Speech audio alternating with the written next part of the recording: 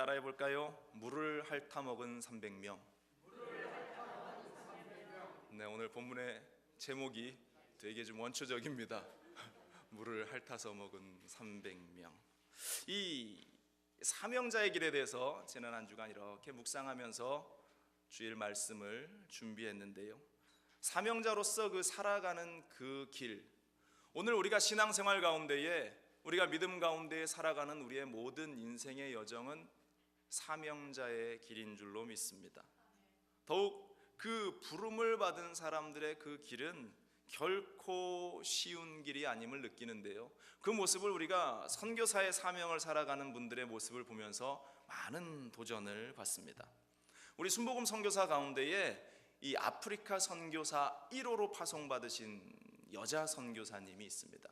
그분 이름이 임연심 선교사라는 분인데요, 사진에 보이는 저 가운데 있는 여자 선교사님이십니다. 이 독일 유학 중에 1982년도에 우연한 기회에 선교단체의 도우미로 아프리카 트루카나라는 지역을 방문하게 됩니다. 그런데 그때 하나님께서 이 선교사님에게 선교사로서 헌신하도록 그 마음을 허락해 주십니다.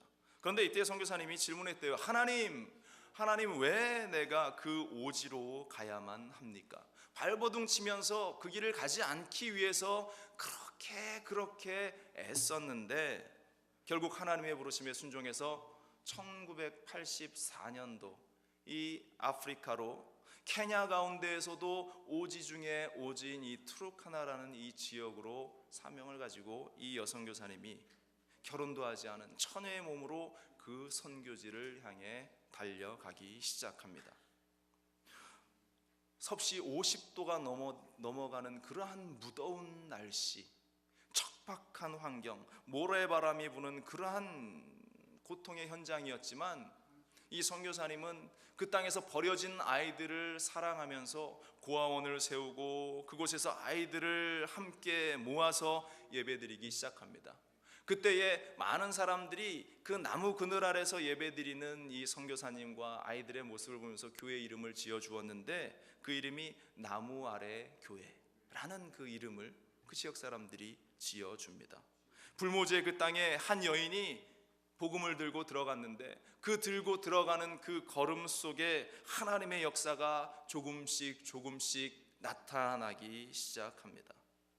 원주민들이 함께 모여서 교회를 건축하는데요, 물을 얻을 데가 없으니까 무려 4km를 걸어가서 물을 한 동이 지어 가지고 와서 건축하기 위해서 그 물을 붓고 또 물을 붓고, 그러한 일들을 계속해서 조그마한 교회를 하나 짓습니다. 또 이 선교사님은 고아원에 있는 아이들에게 성경을 가르치기 시작합니다. 그리고 그 가운데에서 꿈을 꾸게 된 아이들은 나는 교사가 될 거예요, 나는 은행원이 될 거예요, 나는 회계사가 될 거예요, 나는 의사가 될 거예요. 그러한 꿈을 그 아이들이 하나씩 품기 시작합니다. 그리고 한 아이, 정말로 의대를 1등으로 졸업해서 의사로서 선교하겠다라고 고백했던 그 아이가 의사가 되고, 정말로 그 아이가 자라서 아픈 이들을, 자신의 나라 가운데 고통받는 사람들을 위해서 헌신하는 일이 생겨나기 시작합니다. 무려 문맹률이 95%나 달하는 그 땅 가운데에 정말로 서서히 하나님의 기적이 일어나기 시작합니다. 이 선교사님은 늘 이야기합니다. 사역은 돈으로 하는 것이 아니고 전략으로 하는 것도 아니고 죽음같이 강한 사랑으로 하는 것입니다. 선교는 그 사랑으로 하는 것입니다 라고 그렇게 고백합니다. 이 임연심 선교사, 여자의 몸으로 그렇게 헌신했던 그 수고가 조금씩 열매를 맺었고, 현지인 제자들을 중심으로 해서 25개의 교회가 세워지고, 또한 그곳에 많은 성경이 보급되어지기 시작하고, 글을 읽지 못하는 사람들이 글을 읽기 시작하고, 그 꿈이 이루어져 나갔습니다. 그리고 2012년 그녀가 꿈을 가지고 중고등학교를 세우기를 원했어요. 그 꿈을 가지고 기도하는데 많은 사람들이 후원하고 함께 손길이 모아지기 시작했는데요, 그러한 꿈을 가지고 기도하는 가운데에 갑자기 질병이 그녀 가운데 다가옵니다. 풍토병에 걸려서 2012년 8월 하나님의 부르심을 받아서 천국으로 가게 됩니다. 많은 제자들이, 함께했던 많은 친구들이, 또 어머니라고 부르면서 따랐던 많은 아프리카의 아이들이 너무나 그 현장 가운데에서 눈물을 흘립니다. 그러면서 그 장례식 때 그들이 이렇게 외쳤어요. 어머니가 우리를 두고 가셨다. 어머니가 우리를 두고 떠나셨다라고 그들은 그렇게 노래하면서 이면심 선교사의 천국 가심을 가슴 아파했던 그 모습을 우리가 기억을 하는데요. 우리 여의도 순복음교회에서 후원하고, 또 우리 순복음 중학교회 여러분들도 이 트루카나에 있는 교회를 후원하고, 지금도 후원하고 있어요. 우리 구역 가운데 하나가 이 트루카나에 있는 이 교회를 위해서 지금도 기도하고 있습니다.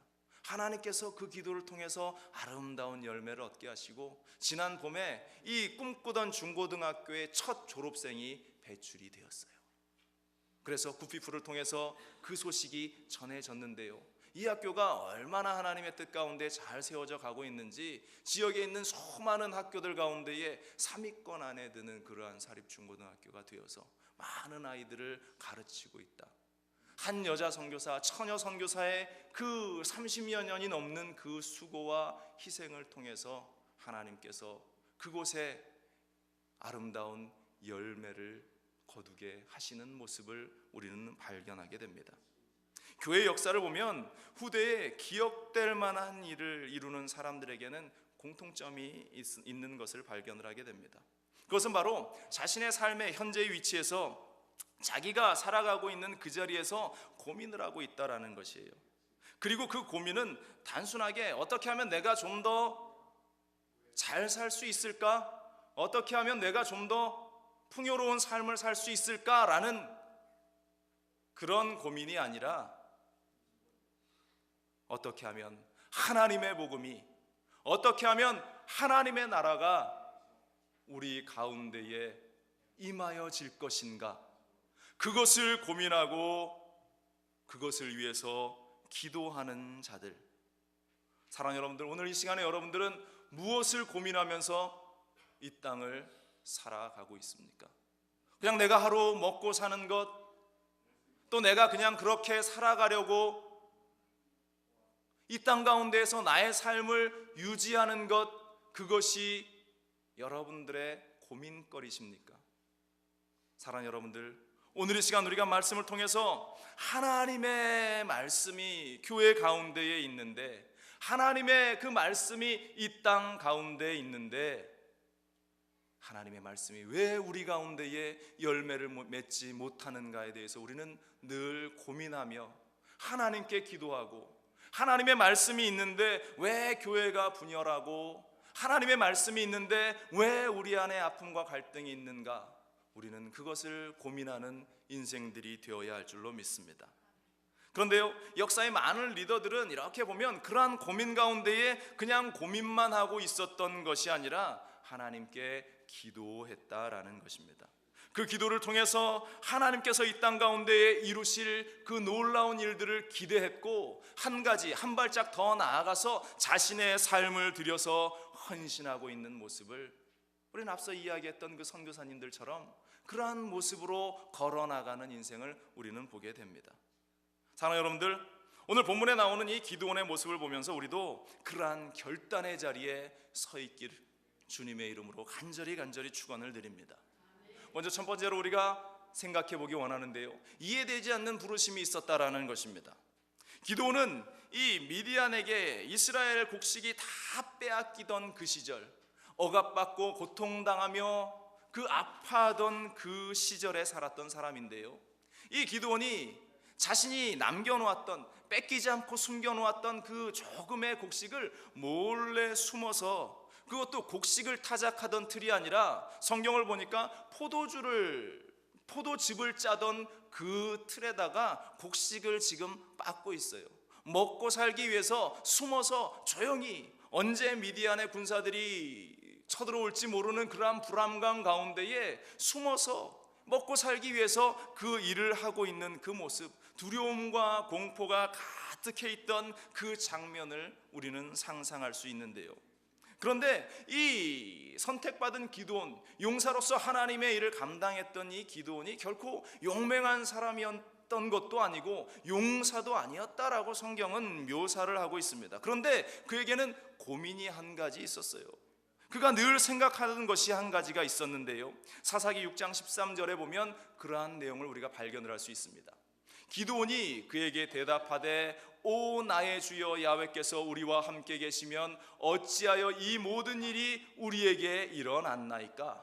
또 우리 조상들이 일찍이 우리에게 이르기를 야훼께서 우리를 애굽에서 돌아오게 하신 것이 아니냐 한 그 모든 이적이 어디 있나이까? 이제 야훼께서 우리를 버리사 미디안의 손에 우리를 넘기셨나이다. 왜 우리가 지금 이렇게 고통당하고 압제당하고 아파하는 현장 가운데에 하나님이 계시는데 왜 이러한 일이 우리 가운데 있습니까? 라고 그는 고민하면서 지금 천사가 자신을 부르는 그 부르심의 현장 가운데에서 이야기하고 있는 그러한 모습, 우리 민족이 왜 이렇게 되었습니까? 우리의 삶이 왜 이렇게 됩니까? 애굽에서 이끌어내실 때와 같은 그 능력이 왜 지금 이 순간에는 나타나고 있지 않습니까? 왜 저 이민족 미디안 그 이방 나라에게 우리는 벌벌 떨며 이러한 수모와 아픔을 당하며 그것을 감내하며 이렇게 비참하게 숨어서 조금 먹고 살고자 이 포도즙을 짜는 그 틀에 곡식을 빻고 앉아 있어야 합니까? 기드온은 지금 그렇게 하나님께 기도하고 있다라는 것입니다. 그런데요, 그 순간 하나님께서 이 기드온의 기도를 들으셨죠. 하나님께서 역사하십니다.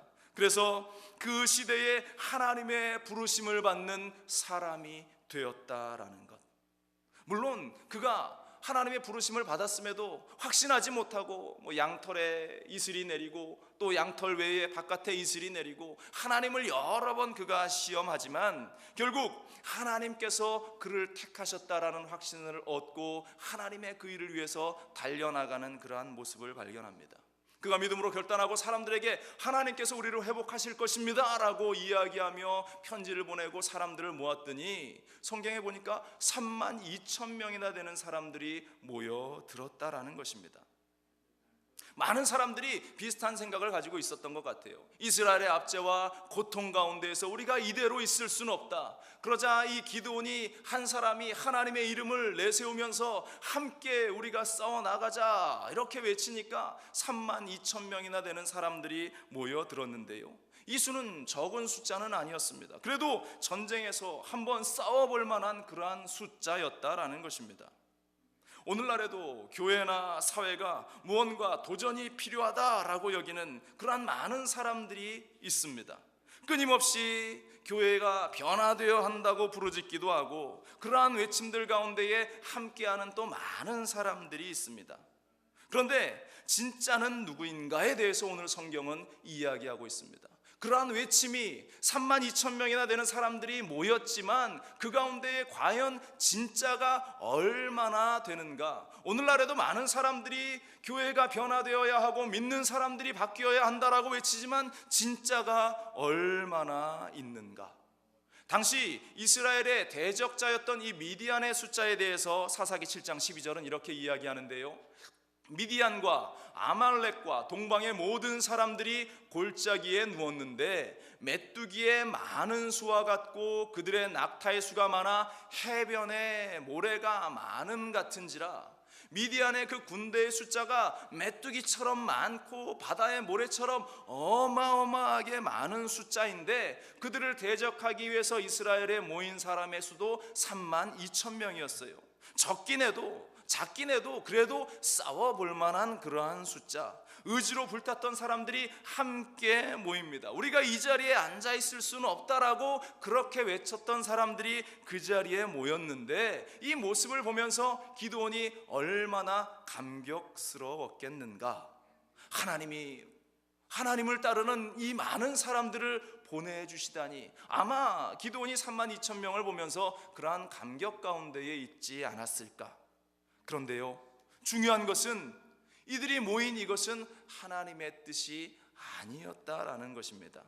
사사기 7장 2절로 3절은 이렇게 이야기합니다. 야훼께서 기드온에게 이르시되 너를 따르는 백성이 너무 많은즉 내가 그들의 손에 미디안 사람을 넘겨주지 아니하리니 이는 이스라엘이 나를 거슬러 스스로 자랑하기를 내 손이 나를 구원하였다 할까 함이니라. 3절에 이제 너는 백성의 귀에 외쳐 이르기를 누구든지 두려워 떠는 자는 길라산을 떠나 돌아가라 하시니 이에 돌아간 백성이 22,000명이요 남은 자가 10,000명이었더라.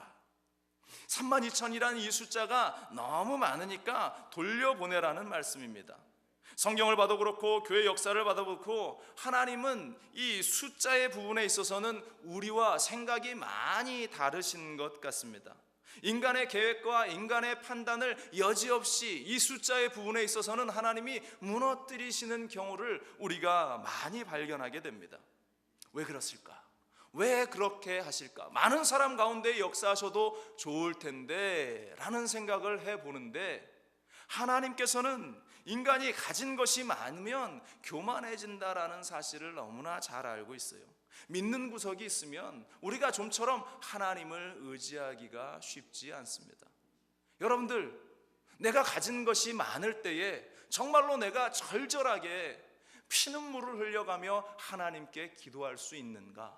정말로 그렇게 기도할 수 있다면 너무나 좋은 일인데, 많은 경우에, 전부는 아닐지라도 많은 경우에 무언가 내가 의지할 것이 있고 내가 붙들 것이 있는 사람들은 좀처럼 하나님을 의지하기가 쉽지 않습니다. 아직도 나에게 젊음이 있다고 생각하는 사람들은 하나님께 나오는 것이 결코 쉽지 않습니다. 내가 가진 재산이 좀 넉넉하게 있다라는 사람은 좀처럼 하나님께 무릎 꿇기가 쉽지 않습니다. 그 가운데에 마찬가지로 그렇게 교만한 마음으로 하나님을 의지하지 않는 사람을 하나님은 또 돕지 않는 것이 하나님의 모습이에요. 하나님 역시 너 할 대로, 네 할 대로 한번 해봐라 그러면서 우리 인생들을 내버려 둡니다.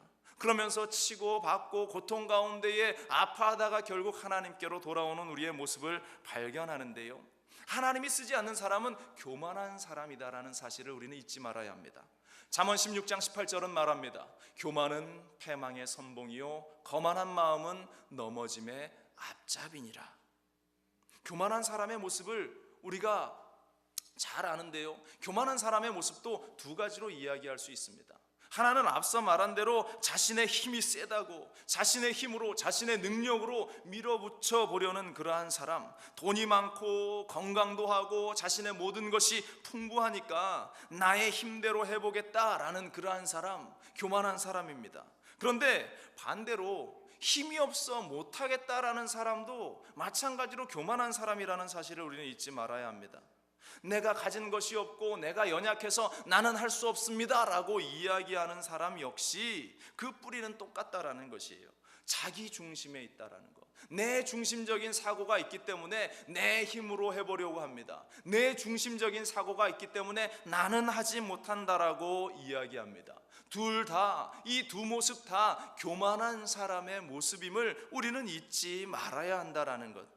그러므로 우리는 내가 아니라 하나님을 바라보고 하나님께 그 모든 것들을 맡기는 인생들이 되어야 할 줄로 믿습니다.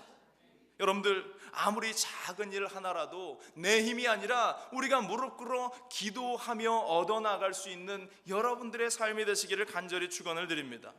만약 우리가 인생을 살아갈 때에 기도 없이 성공을 거둔다면, 만약 우리가 인생을 살아갈 때에 기도하지 않았는데 와, 내 인생이 대박을 터뜨린다면 그것은 너무나 위험한 일이라는 사실을 우리는 잊지 말아야 할 줄로 믿습니다. 내 인생 가운데에 성령의 인도하심이 없고 내 인생 가운데에 성령의 충만함이 없어도 아무런 일 없이 내가 잘 살아가고 있다면 여러분들의 인생은 너무나 위태위태한 벼랑 끝을 걷고 있다라는 사실을 오늘 이 시간 다시 한번 깨닫는 여러분들 되시기를 간절히 부탁을 드립니다. 그래서 하나님은 우리의 생각과는 다르게 일하시는 것이에요. 작은 숫자로 불가능해 보여도, 힘이 없어도, 되는 일이 없는 것처럼 보여도 하나님께 매달리고 기도하며 나아갈 때에 기적의 역사를 이루어 주십니다. 그 현장을 바라보면서 우리는 생각하죠. 우리는 이렇게 작은데, 내가 별것도 아닌데 하나님께서 이렇게 위대한 일을 이루어 내시다니, 감격하며 우리는 더욱더 하나님을 찾을 수 있게 되는 것 아닙니까? 그러므로 여러분들, 하나님께 영광을 돌리기 위해서는 내가 아니라 정말로 이해되지 않는 그러한 상황 가운데에서 우리를 부르시고 그 가운데 역사하시는 그 하나님을 발견하는 여러분들, 그것이 사역자의, 사명자의 길임을 우리는 잊지 않기를 간절히 축원을 드립니다. 아까도 우리 강장로님이 이제 22일 있을 담임 목사 취임 예배를 위해서 기도를 해주셨어요. 제가 인간적으로 이렇게 생각을 하면서 예산도 쫙 짜봤어요. 아이고, 예산도 많이 나오고, 또 우리 교회 재정을 이렇게 들여다보면 그 예산만큼 감당할 수 있는 힘도 없고, 또 봉사하실 분들을 이렇게 들여다보면 다들 너무나 바쁜 삶의 현장 가운데에 시간도 어렵고 상황도 어렵고 너무나 힘든, 불가능해 보이는 조건들이 너무나 많이 제 머릿속을 확 왔다 갔다 지나가는 그 모습들이, 또 저를 돌아보면서 참 안타까운, 믿음이 없는 이 종아, 그러면서 스스로 가슴을 내리치면서 또 그렇게 기도했던 모습이 생각이 나는데요. 우리 교회 성도들이 부족하지만 어렵지만 함께 힘껏 힘을 모으고 함께 시간을 모으고 정성을 모아서 우리 교회의 이 아름다운 행사들을 준비해 나갈 수 있기를 간절히 부탁을 드리고, 그를 통해서 우리 하나님께서 오병이어의 그 넉넉한 기적의 역사를 베풀어 주실 줄로 믿습니다. 우리 하나님께서 힘은 없지만, 연약하지만 하나님께 기도하는 우리를 통해서 반드시 이루시고 역사하실 줄로 믿습니다. 두 번째로, 오늘 성경을 통해서 우리가 바라볼 수 있는 것은 믿음을, 부르심을 입은 자들의 그 특징에 대해서 우리가 생각해 볼 수 있는데요. 그렇게 부름 받은 사람들은 하나님께서 부르셨다라는 것입니다. 내가 좋아서 내가 손들고 나온 것이 아니라 하나님께서 불러오셨다는 것이에요. 물론 이사야 6장 8절에 보면 이사야의 이 음성을 듣습니다. 내가 또 주의 목소리를 들으니 주께서 이르시되 내가 누구를 보내며 누가 우리를 위하여 갈꼬 하시니 그때에 내가 이르되 내가 여기 있나이다 나를 보내소서 하였더니, 이사야처럼 자원하는 마음으로 하나님 내가 여기 있습니다 라고 손들 수 있는 그러한 사람들도 있어요. 그러나 많은 경우에 우리들이 우리의 인생을 돌아보면 많은 경우에 요나처럼 싫어요 하면서 도망가다가 물고기 뱃속에서 쭉 고생을 하고 아픔과 시련의 과정을 겪어가면서 결국 그렇게 주님께로 돌아오는 경우, 대다수의 많은 사람들이, 많은 분들이 그러한 경험을 하는데요. 오늘 4절을 보세요. 이렇게 말씀이 기록되어 있습니다. 야훼께서 또 기드온에게 이르시되 백성이 아직도 많으니 그들을 인도하여 물가로 내려가라. 거기서 내가 너를 위하여 그들을 시험하리라. 내가 누구를 가리켜 내게 이르기를 이 사람이 너와 함께 가리라 하면 그는 너와 함께 갈 것이요, 내가 누구를 가리켜 내게 이르기를 이 사람은 너와 함께 가지 말 것이니라 하면 그는 가지 말 것이니라 하신지라. 무슨 말입니까? 자원에서 32,000명이 왔어요. 손들고 내가 여기 있으라고 32,000명이 왔는데, 하나님께서 말씀하시는 것은 이것은 네 마음대로 그렇게 결정할 일이 아니다라고 이야기하시는 것이에요. 하나님께서 이 사람, 너랑 같이 갈 사람이 바로 이 사람이야 라고 말씀하신 그 사람이 너와 함께 가는 것이다. 다시 말해서 하나님의 주권, 하나님의 말씀에 순종해야 한다라는 사실을 우리에게 말하고 있는 것이에요. 바로 하나님의 말씀을 듣고 순종하는 것, 바로 그것이 부르심을 받은 사람의 전제 조건임을 우리는 잊지 말아야 할 줄로 믿습니다. 오랜 시간 우리 교회가 아픈 일들이 있었어요. 아픈 시간들을 겪어서 교회의 많은 성도들이 스스로 포기하고 떠나가기도 합니다. 그리고 또 다른 한편에서는 이제 조금씩 회복되어지기 시작하면서 우리 교회를 새로 찾아오시는 분들도 많이 있습니다. 그런데 중요한 것은 그러한 모습이 내가 내 스스로 버티고 내 스스로 결단해서 이 자리에 있는 것이 아니라 하나님께서 우리에게 마음을 주시고 하나님께서 부르셔서 우리가 이 자리에 앉아있고 힘들고 어려운 상황을 이겨냈고 또한 새로운 각오와 결단을 가지고 이 자리를 지켜나가고 바로 우리가 있는 이 모습, 이것이 하나님의 주권 가운데서 우리를 부르신 그 부르심이라는 사실을 잊지 말아야 할 줄로 믿습니다. 그러므로 하나님이 부르시고 그 부르심을 받아 헌신한 자들이 모여있는 곳, 바로 이것이 우리 순복음 중앙교회임을 여러분들이 잊지 않기를 주님의 이름으로 간절히 축원을 드립니다. 그러므로 우리는 순종하는 자들이 되어야 한다. 옛날 그 수도원에서 수도원장을, 또 수도원의 중요한 일을 맡길 때는 어떤 테스트 과정을 거치는데요, 희한하게 그 과정 가운데에 선출된 사람들의 모습을 보면 세상 사람들이 이렇게 볼 때, 세상의 기준으로 볼 때 좀 멍청해 보이기도 하고 어리석은 모습이 보이는 사람이 희한하게 그 중요의 직책을 맡게 되었다라는 그러한 이야기를 들은 적이 있습니다. 어느 한날 마찬가지로 이 수도원에서 수도원장이 사람들을 불렀어요. 그리고 중요한 직책을 맡기려고 사람들을 테스트하는데요, 새를 한 마리씩 그 수도사들에게 나누어 주었대요. 많은 사람들이 그 새를 한 마리씩 이렇게 품에 안고 무슨 명령을 하실까 기다리는데, 가지고 나가서 이 새를 죽여가지고 오라, 이런 명령을 했답니다. 그러자 사람들이 이 정도쯤이야 하면서 밖으로 나가서 새의 목을 콱 비틀고 칵 자르고, 그래가지고 이제 수도사 앞으로 이렇게 가지고 왔대요. 아, 제가 수도 원장님의 그 명령에 순종했습니다 라고 이렇게 가지고 왔는데, 한 약간 어리버리해 보이고 좀 미숙해 보이는 그 한 사람이 벌벌 떨면서 이 새를 죽이지 못하고 이 새를 이렇게 쓰다듬으면서 원장님한테 가지고 왔답니다. 그래서 물었습니다. 아니, 너는 왜 내 말에 순종하지 않고 그렇게 그 새를 품에 안고 돌아왔느냐라고 물었더니 그 사람이 이렇게 이야기했대요. 아무도 없고 누구도 볼 수 없는데 가서 새를 죽이라고 그렇게 하셨지만, 아무도 없는 곳에 가서 새를 죽여오라고 하셨지만 제가 기도하는데요, 여기에 가도 하나님이 계시고 저기에 가도 하나님이 계시고 뒤를 돌아도 하나님이 계시니까 내가 차마 이 새를 죽이지를 못했습니다. 하나님께서 이 새를 죽이는 것에 대해서 좀 가슴 아파하는 것 같습니다. 이러한 말을 하면서 가지고 왔더랍니다. 사랑하는 여러분들, 사람의 말이 중요한 것이 아니라, 사람의 명령이 중요한 것이 아니라 하나님의 음성을 듣는 우리가 될 수 있기를 간절히 축원을 드립니다. 그래서 하나님의 말씀을 듣는 자들은 머리가 잘 돌아가는 사람이 아니고 똑똑해 보이지 않는 사람이라 할지라도 하나님의 말씀을 듣는 그 사람을 하나님께서는 부르시고 하나님께서는 사용해 주신다라는 사실, 그러므로 하나님이 불러 쓰시는 그 사람, 바로 이 자리에 있는 여러분들은 하나님께 순종하며 하나님의 부르심에 아멘하며 나아갈 수 있는 믿음의 사람들이 되시기를 간절히 축원을 드립니다. 그렇다면 세 번째로, 부르심을 입은 자들의 조건은 어떠한 것인가 우리가 생각해 보기 원하는데요, 이런 면에서 오늘 본문에 나오는 300용사를 선발하는 그 과정을 통해서 우리가 두 가지의 모습을 생각해 보기를 원합니다. 첫 번째로 따라해 봅시다.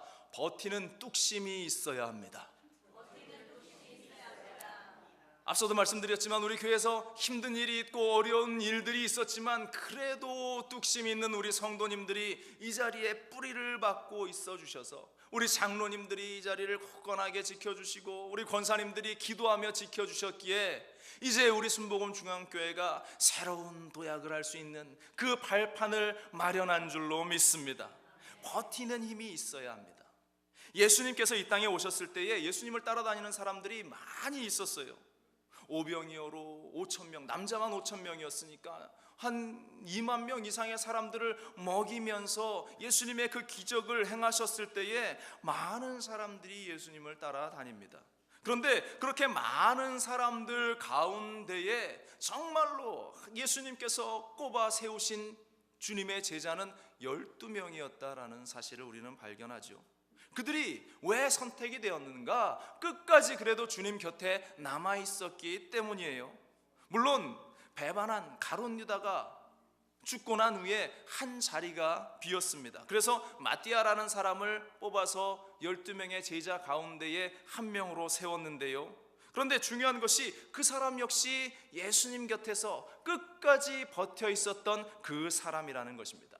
사도행전 1장 24절로 26절에 보면 이렇게 기록됩니다. 그들이 기도하여 이르되 무사람의 마음을 아시는 주여, 이 두 사람 중에 누가 주께 택하신 바 되어 봉사와 및 사도의 직무를 대신할 자인지를 보이시옵소서. 유다는 직무를 버리고 제 곳으로 갔나이다 하고 제비를 뽑아 마띠아를 얻으니 그가 11 사도의 수에 들어가니라.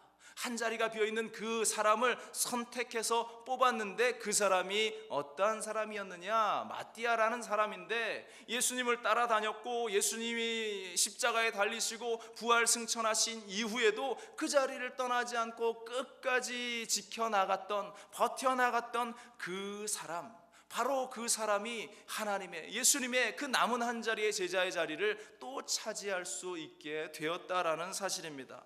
여러분들의 이 자리를 소중히 여기고 어떠한 힘든 일들, 어떠한 시험이 있다 할지라도 끝까지 그 자리를 지켜나갈 수 있는 여러분들 되시기를 주님의 이름으로 간절히 축원을 드립니다. 어떤 일이든 처음부터 끝까지 다 재미날 수는 없어요. 다 즐거워서 이 자리에 앉아 있을 수는 없다라는 것이. 처음에는 좀 재미있고 흥분되고 신나지만 일이라고 하는 것이, 사역이라고 하는 것이 시간이 지나면서 좀 시들해지는 경우도 있고 나태해지는 경우도 있습니다.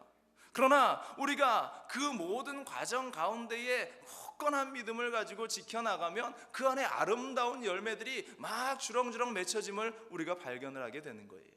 우리가 이제 새로 구역을 정비하고 구역 예배를 이제 진행을 하면서 두 번의 과정이 지나왔습니다.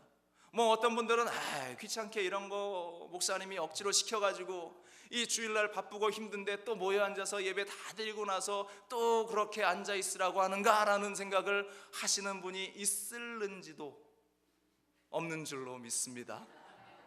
혹여나 있을는지도, 왜 이렇게 힘들고 어려운 일들을 하라고 하실까라는 하시는 분들도 있을는지 모르지만, 중요한 것은 처음에는 그 모임들이 힘들고 지루하고 어렵다 할지라도 함께 사랑을 나누고 믿음을 나누는 그 공동체들을, 그 모습들을 통해서 우리 교회가 든든히 설 수 있는 그 기반이 바로 우리의 구역 예배를 통해서, 우리의 구역 모임을 통해서 이루어질 것이다 저는 확신합니다. 그러므로 여러분들, 조금 힘들고 좀 어렵고 이 모임 자체가 힘들다고 느껴진다 할지라도 여러분들 그 모임에서, 그 구역에서 함께 기쁨과 사랑을 나눌 수 있도록 여러분들 그 자리를 버텨나갈 수 있기를 간절히 부탁을 드립니다. 버티는데 힘이 있어요. 제가 2년 전에 이제 순복음 안디옥 미션센터, 우리 안디옥 기도원의 선교사로 여의도 순복음교회에서 명령을 받고 파송을 받고 그 자리로 왔어요. 그런데 제가 떠나올 때에 우리 선배 목사님들이 늘 해주었던 말이 있습니다.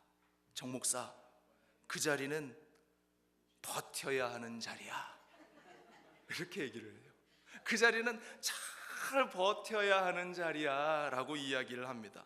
저는 그때 그 말이 뭔지 잘 이해를 못했어요.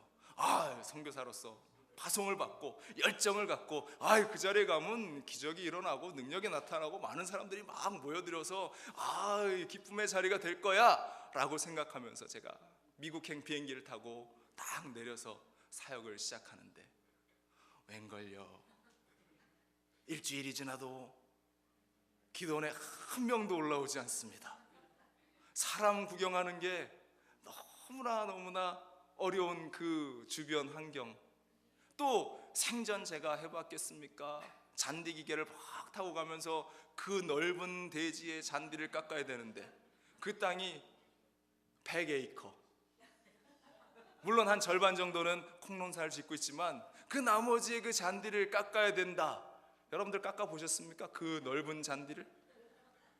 또 나뭇가지를 잘라야 하고 여러 가지 잡일도 해야 하고, 그러면서 이 얼굴은 새카맣게 타서 깜둥이가 되고 나뭇가지에 몸이 긁히고 얼굴이 긁혀서 스크래치도 나면서 정말로 이 자리는 진짜 버텨내야 하는 자리구나라는 생각을 하면서 하나님께 기도했어요. 그런데 하나님, 제가 잘 버텨나갈 수 있는 힘을 주시옵소서 이렇게 기도하면 진짜 지치고 힘들고 어려울 때 하나님께서 저에게 힘을 주시고 용기를 주시고 은혜를 주시는 그러한 경험들을 제가 지난 1년 반 동안 그렇게 해왔습니다. 그런데요, 만약에 제가 그 순간에 버티지 못하고 에이 나 이거 못 해먹겠어 그러고 다시 짐 싸서 한국으로 돌아갔다면 파이어 됐죠. 파이어 될 뿐만 아니라 더 가슴 아픈 일은 이렇게 아름답고 소중한 우리 순복음중앙교회 성도들을 제가 만날 수 없었을 거라는 것입니다. 내가 버텨내고 하나님을 붙들고 기도하니까 하나님께서 이제 그 임지를 옮길 수 있는 은혜를 주셔서 이렇게 사랑하는 주의 백성들이 있는 우리 순복음중앙교회에서 함께 믿음 생활하고 신앙 생활하고 함께 기도할 수 있는 은혜를 베풀어 주셨다라는 것입니다. 버텨내는 가운데에 하나님의 은혜가 있습니다. 파이어 시키지 마세요, 권사님. 우리의 삶 가운데도 이러한 어려움 가운데에 불평하며 그 자리를 떠나버리는 것이 아니라 버티는 힘이 있어야 하는데, 오늘 성경에 나오는 기드온과 함께 했던 이 32,000명의 사람들에게 하나님께서 말씀하셨어요. 두려움 가운데 있으면 떠나가라, 염려가 있으면 떠나가라. 얼마나 많은 사람이, 무려 22,000명이나 되는 사람들이 짐을 싸서 떠납니다. 그들이 처음에 올 때는 어떤 마음으로 왔겠어요? 내가 이 전쟁에 참여하면서 승전보를 올리고 내가 이곳에서 공적을 세워보리라 하면서 가족들도 다 팽개치고 그들이 왔을 텐데, 이 수많은 미디안의 사람들 보면서 마음에 두려움이 다가왔고 염려가 다가왔어요. 그때 때마침 하나님이 기드온을 통해서 무서우면 돌아가라, 두려우면 떠나라, 그러니까 옳다거니 기회가 왔네, 에이, 당당하게 떠날 수 있는 기회가 드디어 온 것이 아니냐 하면서, 나는 떠나고 싶지 않지만, 나는 가고 싶지 않지만 하나님이 가라고 하니까 나는 그냥 내 집으로 돌아갈게 하고 그 자리를 떠나버렸다라는 사실입니다. 얼마나 어리석은 자들인가. 3절 보세요. 이렇게 말씀이 기록되어 있습니다. 이제 너는 백성의 귀에 외쳐 이르기를 누구든지 두려워 떠는 자는 길라산을 떠나 돌아가라 하시니, 이에 돌아간 백성이 22,000명이요 남은 자가 10,000명이라. 22,000명이 그렇게 떠나버렸다라는 것입니다. 사랑하는 여러분들, 아무리 하나님의 말씀처럼 여러분들 귓가에 와서 누군가 속삭인다 할지라도 하나님이 여러분들을 세우려고 하시는 그 뜻을 꺾지 않는 여러분들 되시기를 간절히 축원을 드립니다. 아무리 다른 환경적인 이유가 있다 할지라도 하나님의 일을 그만두는 안타까운 일이 여러분들 가운데 생겨나지 않기를 간절히 축원을 드립니다. 수많은 이유가 있고 수많은 핑계거리들이 있지만 세상이 주는 그 핑계거리로 하나님의 사명자의 자리를 놓쳐버리는 그러한 미련한 인생들이 되지 않기를 간절히 축원을 드립니다. 하나님께서는 그 자리를 버텨나가고 그 자리를 붙들고 나가는 인생들이 하나님의 일을 감당하기를 원하시는 줄로 믿습니다. 그 사람이 바로 우리 순복음중앙교회 성도들이 되시기를 간절히 축원을 드립니다. 두 번째로, 우리가 버텨내는 힘과 더불어 따라합시다. 프로가 되어야 합니다. 하나님께서 이 남은 10,000명을 보시면서 이 10,000명도 많다라고 이야기하시면서 2차 선발전을 갔습니다. 5절로 7절에 이런 말씀이 있어요. 이에 백성을 인도하여 물가에 내려가며 야훼께서 기드온에게 이르시되 누구든지 개가 핥는 것 같이 혀로 물을 핥는 자들을 너는 따로 세우고 또 누구든지 무릎을 꿇고 마시는 자들도 그와 같이 하라 하시더니, 손으로 움켜 입에 대고 핥는 자의 수는 300명이요 그 외의 백성은 다 무릎을 꿇고 물을 마신지라. 야훼께서 기드온에게 이르시되 내가 이 물을 핥아먹는 300명으로 너희를 구원하며 미디안을 내 손에 넘겨주리니 남은 백성은 각각 자기의 처소로 돌아갈 것이니라 하시니. 하나님께서 두 번째 선발전을 통해서 거르신 인원의 숫자가 300명이었는데 그 방법이 물을 손으로 떠서 조금씩 핥아 먹고 주위를 살피는 그 사람이었다라는 것입니다. 하나님은 완전히 하나님께 부름 받는 그 사람들이 선택되어지는 그 순간까지 아마 이러한 과정을 거쳐 나가시는 것 같아요. 우리가 뭔가 하나님의 일을 하려고 하지만 잘 안 되는 경우가 많이 있어요. 하나님의 일을 하려고 할 때에 자꾸 뭔가 조금 아직 완전하지 않은 그때가 있는데, 그때 우리는 생각해야 할 겁니다. 하나님께서 정말로 완전하게 사용하시기 원하시는 사람들을 거르는 과정 가운데에 있구나. 여러분들은 이 순복음 중앙교회 왜 찾아오십니까? 멀리서 오시는 분들도 있습니다. 30분, 40분, 1시간씩 운전해서 오시는 분들도 있는데, 여러분들은 왜 이 자리에 지금 이 순간 소중하고 정말로 귀한 이 시간에 이 자리에 앉아 있는가? 감사하게도 어떤 분들은 정용호 목사 설교가 좋아서 제가 이 자리에 옵니다 라고 하시는 분들도 있어서 감사합니다. 네. 감사한데요, 또 어떤 분들은 우리 교회 분위기가 너무 좋아서 제가 옵니다 라고 하시는 분들도 있고, 또 어떤 분들은 우리 순복음 중앙교회는 애찬이 끝내줘요, 오면 잘 먹을 수 있습니다 하면서 오시는 분들도 있는데요, 여러분들 만약 그런 생각으로 오셨다면 그런 곳은 극장과 다를 바 없다라는 생각을 제가 문득 해봅니다. 우리의 즐거움을 위해서 제가 하는 한마디의 이 설교에 웃고 즐거워하고 그것으로 끝나버린다라면, 우리가 극장 가서 재미있는 영화나 감동이 섞인 그러한 영화를 한 편 보는 것과 별반 다를 바가 없어요.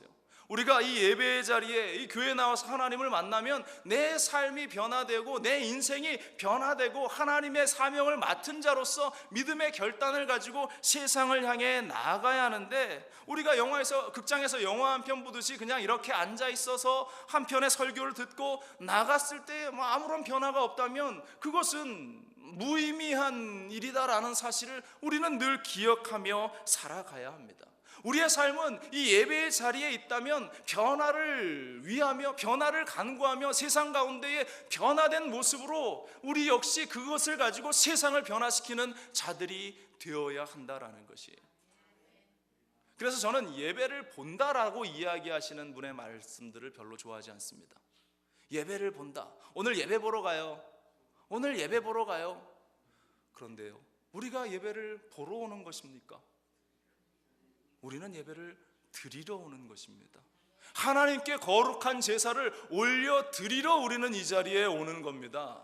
여러분, 우리가 이 자리에서 하나님께 나의 거룩하고 아름다운 산제사를 올려드리는 모습, 그리고 그것을 통해서 하나님께서 나에게 말씀하실 때에 내가 변화되고 새롭게 되는 그 과정, 바로 이것이 하나님께 올려드리는 예배의 과정이라는 사실을 우리는 잊지 말아야 합니다. 그래서 오늘 성경에 이 기드온과 함께 남아있던 그 300명, 물을 마시는 그들의 모습을 통해서 선별이 되는데, 그들은 나머지 9,700명과 같지 않게 그들은 경계하며 경건한 모습으로 언제 전쟁이 일어날지 모를까 하는 그러한 그 긴박함을 가지고 그들은 그 자리에 있었다라는 것입니다.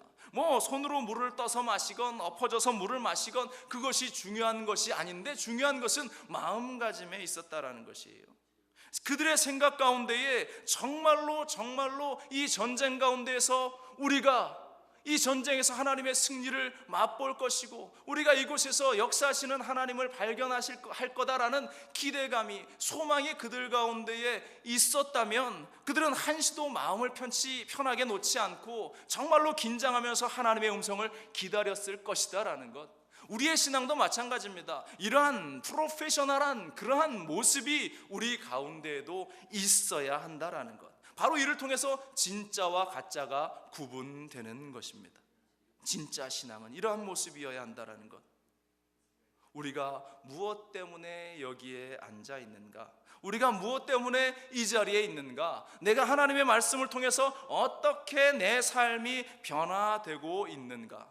사랑하는 여러분들, 우리 모두가 저처럼 목사가 되라고 이야기하지 않습니다. 선교사라고 되라고 이야기하지 않습니다. 중요한 것은 내가 하나님께 올려드린 이 예배를 통해서 내 삶이 변화되고 그것을 가지고 세상에 나가서 세상의 빛과 소금으로서 우리의 가정을 변화시키고 직장을 변화시키고 우리의 회사와 우리의 소속된 모든 삶의 영역을 변화시키는 능력의 사람이 되어야 한다라는 것입니다. 혹여 여러분들 교회 생활을 어떠한 취미 생활로 여기며 이 자리에 앉아 계신 분들이 있습니까? 교회에 와서 한 끼 맛있는 음식을 먹고 돌아가고자 하는 그러한 갈망 때문에 이 자리에 앉아 계신 분들이 있습니까? 우리 하나님께서는 오늘 기드온에게 말씀하신 것처럼 돌아가라고 이야기합니다. 돌아가라고 우리에게 말씀합니다. 우리 사랑하는 순복음 중앙교회 성도 여러분들은 내가 지금 왜 이 자리에 앉아 있는지, 내가 하나님께서 나를 왜 이곳에 부르셨는가, 그 부르심을 발견하고 하나님의 부르심을 입은 자로서 2018년 우리가 외쳐 부르는 부르심을 입은 자로서 내가 서나가기를 결단하고 기도하는 여러분들 되시기를 간절히 축원을 드립니다. 우리 스스로가 그러한 믿음의 결단 가운데 있을 때에 우리는 믿음의 프로페셔널한 그러한 신앙인이 될 것이고 하나님께서는 그 사람을 사용해 주실 줄로 믿습니다.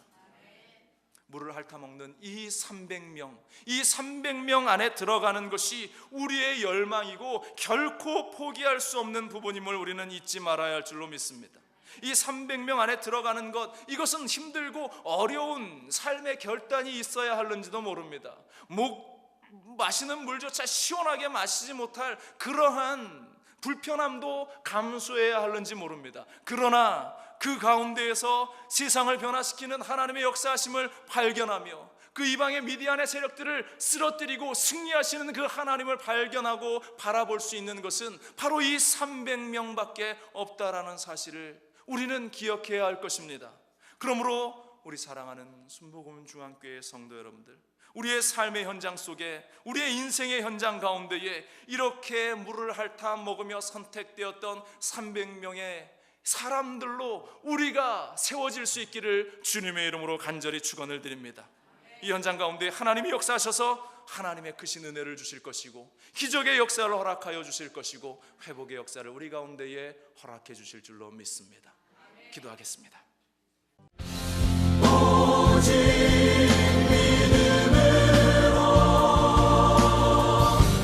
믿음으로 내가 살리라. 오직